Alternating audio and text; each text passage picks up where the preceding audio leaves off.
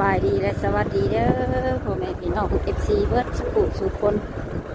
เพราะว่าสิอยู่ภายในต่างประเทศแต่ยินดีต้อนรับเข้าสู่ช่อง YouTube ของแม่สมหวังชาแนลว่าเอาผมมาพอกับแม่สมหวังวันนี้ก็สิได้นำพา FC ไปหาสาวโสดหน้าใหม่ซึ่งคนเปิดใจเป็นครั้งแรกเนาะทุกคนเมื่อนี้ก็อากาศดีก็อยากเป็นสีคึมๆในจังน้อยเนาะคือฝนสิตก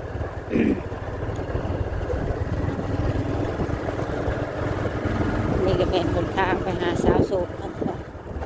ส่วนสิมีสื่อเสียงเฮียงน้ำว่าจังไรนั่นเดียวมันจังไปคู่ไปลงพร้อมๆกัน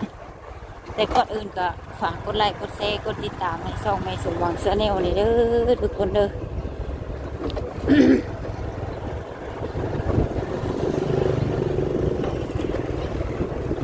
เพื่อเป็นกำลังใจในการเฮ็ดคลิปต่อไปนะทุกคนทางว่าภาพใดคำว่าคำจาใดบกสุภาพว่าบ่ม่วนว่าบ่คลองก็ต้องกราบขอโทษขออภัยนั่นหลายเด้อทุกคนเด้อและที่สำคัญก็ต้องกราบขอบคุณFCทุกท่านที่เข้ามากดเบิ่งกดชมแท้จนจบเนาะแล้วก็ให้ FC ทุกท่านอยู่ดีมีแรงสุขภาพเข้มแข็งอายุมั่นขวัญยืนความเจ็บอย่าให้ได้ความไข้อย่าให้มีห่างให้มีให้ร่ำให้รวยเฮงเฮงรวยขึ้นกว่าเก่าเด้อโอ้ยก็เพื่อบ่เป็นการชักช้าเสียเวลาเราก็ไปโอ้ไปล้มกับสาวโสดเพิ่นพร้อมๆกันเลยจะไปพ่อกันอีกที่ตอนทอดบ้านสาวโสดแล้วทุกคนเดี๋ยวถ่ายภาพนี่เบิ่งลาย FC สินะสีลำคาญเนาะโดยสบายดีโดยมื้อนี้ก็นำพา FC มาหาสาวโสดหน้าใหม่เนาะทุกคนหลังจากที่บ่ได้ออกมาข้างนอกหลายมื้อ ยันว่าเกี่ยวข้าวมื้อนี้ก็มาหาสาวโสดกับก่อนอื่นขออนุญาตถามชื่อได้นะชื่อว่าอะไรชื่อน้ำฝนชื่อน้ำฝนตอนนี้อายุจักปีแล้ว23ปีผู้จบผู้งามเนาะที่ผ่านมานี่เคยแต่งงานแล้วบ่จ๊ะนะยังบ่เคยแต่งงานเป็นโสดยังบ่ทันลงแต่คานว่าหยอกน้องเพิ่นอะไรบ้างเคยมีชู้มีแฟนมีผู้บ่าวว่าหยอกอยู่บ่โดยเคยมีแต่หย่ากันเลิกกันเลิกแล้ว ปัจจุบันนี่เฮ็ดเวียกเฮ็ดงานหยังเป็นไปอยู่สวรรค์เฮ็ดเวียกไปเฮ็ดเวียกอยู่แขวงสวรรณเขตบ่แม่นสวรรค์ที่อยู่ตรงผ้าเลยทุกคน สาวโสดแขวงสวรรณเขตเนาะเงินเดือนหลายอยู่บ่เงินเดือนเหมือน6-7,000นี่แหละขนาดเป็นเงินไทยมีอ้ายน้องคิงจักคนใช่นะมีอ้ายคนเดียวเป็นลูกสาวหลาพ่อแม่มีลูก2คนโดยยิ่ง1ชาย1โดยพอดีงามเนาะ เรียนจบม.ห้องใดเจ้าเองจบม.7 จบม.7โดยแต่บ่ได้ไปเรียนต่อบ่ย้อนหยังคือบ่ได้ไปเรียนต่อเขาเฮ็ดเวียกบ่ได้ไปเรียนก่อนหักตัวเองนี่ก็มักอยู่บ่ในการเรียนโดยก็มักอยู่แต่ว่าอยากออกบ่หรือว่าขาดเคินเงินคำโดยขาดเคินเงินคำเลยพ่อแม่เป็นเฮ็ดอาชีพหยังพ่อมันเป็นทหารแม่ประชาชน เป็นหยังตกโอ้ยบ่ได้สดเด็ดเนาะ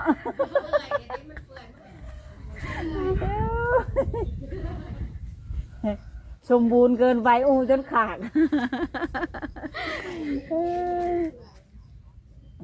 ระวังรถล้มด้วยครับขาดเนาะเพิ่นอยู่ทางหลังขาด พ่อแม่นี่ยังอยู่น้ำกันบ่นะโดยแม่อยู่เงิน2คนอ้ายกับเป็นทหารเพิ่นมีครอบครัวแล้วอ้ายก็ยังโสดเบิดทั้งสองทั้งอ้ายทั้งน้องเลยเฮ็ดนาอยู่บ่บ่เฮ็ดบ่มีนากินข้าวอัตราพอแน่เนาะกับชื่อกิน ก็ง่ายดีอยู่เด้ เห็นหน้าปุ๊บฟ้าปุ๊บฝนขอยก็ยังค้นข่าวตากฝน อืมไปอยู่เฮ็ดงานนี่จักมื้อจังกลับมาบ้านเท่านะ บางเถื่อกะทิหนึ่งกับเธอหนึ่ง อืม บางเถื่อกับแบบบางทีกับบริกรรม แล้วแต่เนาะ โดย อืมและที่ผ่านมานี่เคยเปิดใจจักเทื่อแล้ว เคยเปิดใจเธอหนึ่งแต่เธอนี่ไปฟังที่สอง อ๋อมีคนถักมาคุยหลายอยู่บ่ ก็มีอยู่แต่ว่ายังแบบยังคุยกันเรื่อยๆแบบบ่ได้ยังไม่ได้ปิดใจ อ๋อก็คือหมายความว่ายังเบิ่งนิสัยใจคอกันก่อน โดย เอ่อมีสเปคตั้งไว้อยู่บ่หรือว่าแนวใด แบบคันแบบรู้สึกไปกันแนวใดก็ได้ขอแต่แบบเบิ่งแย่งเขาได้แบบดูแลหักเขาแบบหักครอบครัวเขา อืมเอาอายุประมาณจักปีกะวะ อันอยู่กับแบบคันว่ากับ30-40ขึ้นไปก็ได้ อืมขึ้นไปหาจักปี 50-60ก็ได้ โอ้อืมมักหนุ่มทางได้หลายเป็นพิเศษลาวไทยหรือว่าต่างประเทศ คันว่ามันก็แบบไทยก็ได้ต่างประเทศก็ได้ อ๋อ ได้เบิร์ดคะแนนแบบอะไร มักคนที่นิสัยใจคอแบบใดกะวะ หมักคนที่แบบใจเย็น อ่า ใจเย็นแบบบ่ให้บ่หยังเฮาหั่นน่ะ อ่าบ่มักคนใช้กำลังบ่ โดย อ่าคันเพิ่นเป็นพ่อห้างนางหมายได้รับได้บ่ โดยได้ มีลูก เป็นหยังตัวนั้น มีลูกติดก็รับได้ โดย อืมทางเจ้าเองนี่เป็นคนนิสัยใจคอแบบใดอะ เฮาแบบกับเป็นคนใจเย็น อืม บ่ให้บ่มักให้ อืมเวลางอนนี่เฮ็ดแบบใด เวลางอนกับบ่ปากน้ำซื่อๆเรื่องกับเซาเอง เมื่อยงอนเช้าเอง โดย เออโบแมนแบบโวยวายโวกเวกนะเนาะ โดย โบแมนแบบนั้นเนาะอืมคันได้สามีนี่สิไปอยู่น้ำเพิ่นบ่หรือว่าอยู่เพื่อนตัวเองพี่ กับเบิ่งไปแบบนั่นแหละมันสะดวกสมมุติอยู่เฮือนตัวเองก็ได้อยู่เฮือนสามีก็ได้ อืมต้องเบิ่งความจริงก่อนเนาะ โดย คันเพิ่นมีธุรกิจอะไรหยังแบบต้องหาเงินเฮ็ดงานอยู่ฝั่งพุ่นก็ไปอยู่น้ำเพิ่น โดย อ๋อถือว่าอิงตามสถานการณ์เนาะ โดย เอ แม่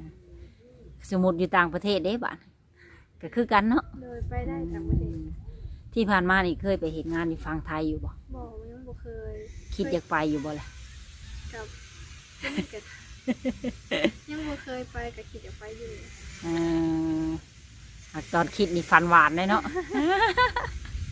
ปัจจุบันไปตัวจริงนี่ให้อยากมากขี้มูกโป่ง ตอนเด็กไปนี่ฟันหวานในนั่นในนี่เลยคิดภาพนั้นภาพนี้ แต่งกินเป็นอยู่บ่ทางเจ้าเอง เอ้า เฮ็ดกินเป็นอยู่บ่ จะกินหมูเป็ด เฮ็ดกินบ่เป็น โดย เออ แต่วันหนึ่งเขายังครับเป็นเขาจะแต่งที่อะไรเป็นกันเป็นเบิด อืมทอดไข่นี่ได้บ่ทอด ได้ เออ แน่ทอดไข่ได้เลยกับต้มไข่ได้เลยโอเคแล้ว ที่เหลือเฮียนเอาตามที่หล้างบ้าน โดย อืม ของเฮียนก็เฮียนฮอดม .7 เนาะ โดย สมมติคันมีผู้อยากส่งเสริมให้ไปเฮียนต่อนี่อยากไปเฮียนอยู่บ่ เฮียน เพราะว่ายังบ่สายเกินไปอายุซ้ำนี้เนาะ โดย มักอยากมักวิชาชีพใดกะวะ หมักแบบข้าวเราก็เป็นคู่ก็ได้ อ๋ออ่าแต่ว่าบ่ได้มีทุนไปเฮียนต่อแล้วก็เลยย้ายออกมาเฮ็ดงาน โดย อืมเวลาได้เงินเดือนก็ให้พ่อแม่อยู่บ่ ให้ทุกเดือน เออ ลูกสาวเดียวพ่อก็หักแม่ก็หักเนาะ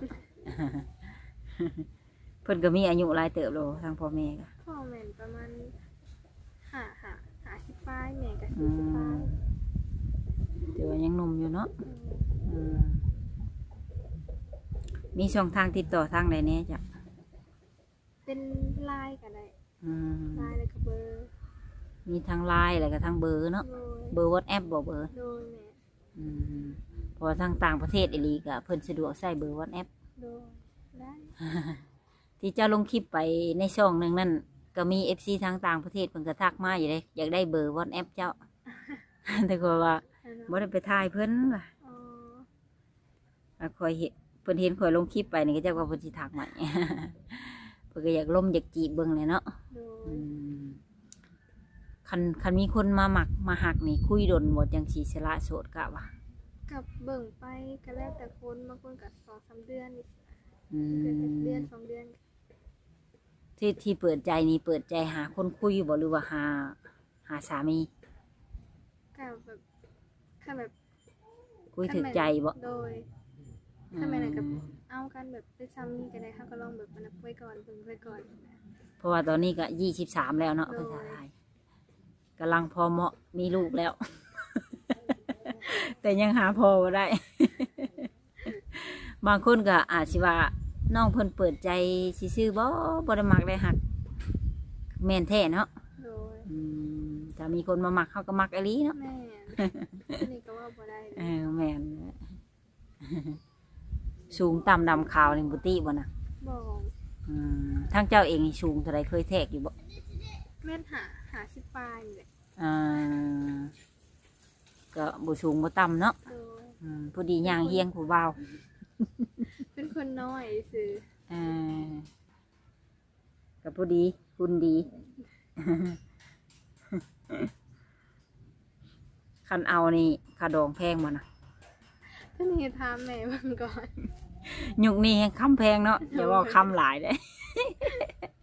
เห็นว่าก็ลงในเฟซใน TikTok โอ้ยบ่ได้ผัวแล้วว่ะคำแพงว่ะ อันนี้ปล่อยให้เป็นเรื่องของผู้ใหญ่แต่นี่เนาะถ้าว่ามี FC อย่างมาหลินมาเที่ยวมาได้ว่าซั่นนะ โดยได้ คันถึงมือผักเนาะ โดย อ่าผักมือใด ผักมัน แบบเดือนหนึงจักวันจังหยังไปสิบ่เลย ทิศหนึ่งผักเทื่อหนึ่งผักวันผิด โอ้ ผักทิศละเทื่อ ผักทุกๆวันอาทิตย์เนาะ โดย ถ้าสิมานี่ต้องไล่ตารางให้มันถึงวันอาทิตย์เนาะ โดย มักกินอาหารประเภทใดทางเจ้าเอง แบบอาหารแบบทะเลบริแบบนี้แบบ พัดขั่วอะไรอย่างไรที่บอก โดย แล้วมักกินแบบเครื่องทะเล ทะเลก็ได้ผัดแบบเข่ากับ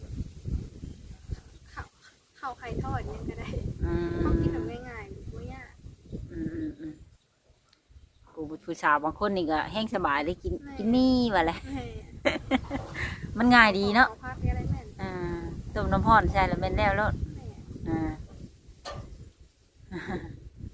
สมมติคันมีครอบครัวนี่สิมีลูกอยากคนกับเคยคิดอยู่บ่ ถ้าแบบนั้นก็2 หรือ 3ก็ได้เกิน 3 เอา3เพื่อไว้เนาะ แม่ ท่านได้มีพอแล้วฝันวางแผนไปก่อนนะเนาะ ผักถูกๆวันอาทิตย์เมื่อยบ่ให้เพียงนะ ก็ พอเฮ็ดได้บ่ โดยพ่อเห็นได้ มีพาสปอร์ตอยู่บ่ มี อ๋อ เกิดไว้แหละแต่ยังบ่ได้ไปไสเคยแต่ไปเที่ยว ไปเที่ยวไกลชุดฮอดใส่ค่ะ ไปเที่ยวทะเล ทะเลกรุงเทพพุ่น โดย โอ้ ไปเที่ยวซื้อไปเที่ยวแล้วก็มาไม่ได้ไปเห็นเรียน ไปหาเลาะเบิ่งเนาะ เลย ว่ามันเข้มบ่หรือบ่เข้ม ได้ใช้อยู่บ่ชุดบิกินออกกินนี่คือเขา คือว่าไปเลาะเบิ่งเขาใช้อยู่ซื่อ โดยปากกล้าใส่ ม่วนอยู่บ่ ม่วน เป็นตาอยู่ได้บ่ ฮะ เป็นตาอยู่ได้บ่กะว่า แม่ม่วนอยู่บ้าน อาหารทั้งเพิ่นแซ่บบ่ โดย ไปได้จักมื้อ ประมาณ4-5 มื้อ อ๋อเงินเบิดได้กลับ ไปพักผ่อนย้อนอารมณ์เนาะ ได้ไปเที่ยวทะเลภูเขาภูคิวน้ำตกก็ได้ไปบ่ ยัง ยังเนาะ โดย ถามว่ามีแฟนกับแฟนพาไปเที่ยวนี่อาจจะไปได้เนาะ โดย อันนี้คือความฝัน อยากไปใช้อีกบันนอกจากทะเลแล้ว อยากไป ทะเลก็ได้ไปเด้ อยากไปหลายๆบ่อนทะเล นี่ก็ไปหลายบอล แม่ เพราะว่าทะเลกับมันบ่มีบอลเดียวเนาะ แม่ ได้กินอยู่บ่กุ้งใหญ่น้ำเขา ได้กิน หมึกสดกล้ากิน ย่างๆหมูสด กินกับกินคือช่วงสีแซ่บ จุ่มใส่จอก สรุปก็คือเพิ่นเปิดใจเป็นครั้งแรกทุกคนเลย โดย ถ้าว่า FC ท่านใดสนใจก็ทักเข้ามาได้เนาะ โดย คันเพิ่นทักมาแล้วก็คุยนำเพิ่นได้เด้อ โดย อย่าขี้คุยหลายเด้ ได้ถักว่าโลด ถามว่าเฮาบ่ว่างบ่หยังเฮาก็บอกเพิ่นว่าบ่ว่างอหยังประมาณนี้เพิ่นก็เข้าใจเฮาอยู่ดอก โดย ก็ทางว่าบ่มักบ่ฮักก็ลงเบิ่งซะก่อนก็ได้แต่ว่าพออันบ่เสียน้ำใจเพิ่นขึ้นมักเฮาได้เพิ่นจังทักเข้ามานะเพิ่นเบิ่งคลิปแล้วก็โอ้ถึกตาต้องใจเนาะแล้วก็ขอไลน์แล้วก็ทักไปประมาณนี้คันสมมุติทักไปแล้วบ่ตอบอันนี้เป็นมือเป็นซองก็คือแบบเนาะเสียความรู้สึกกันนะ ลงมังกรจีบมังกรจางว่ามีคนของใจแล้วก็จังว่าบอกเพิ่นเนาะก็โอเคมียังอยากฝากถึงหนุ่มๆที่สิเขามาจีบอยู่บ่ อยากได้คนจริงใจจริงจังบ่ให้ตัวบอกกับเราเขา อยากได้คนจริงใจบ่ให้มาตัวมาต้มแบบมานั่น บ่อยากให้เป็นคือข่าวลือเนาะก็โอเคสำหรับ FC ท่านใดสนใจอยากได้ช่องทางติดต่อก็ทักเข้ามาเนาะโดยไว้พบกันใหม่อีกเทื่อหน้าเนาะนางเนาะ โดย โดยสบายดี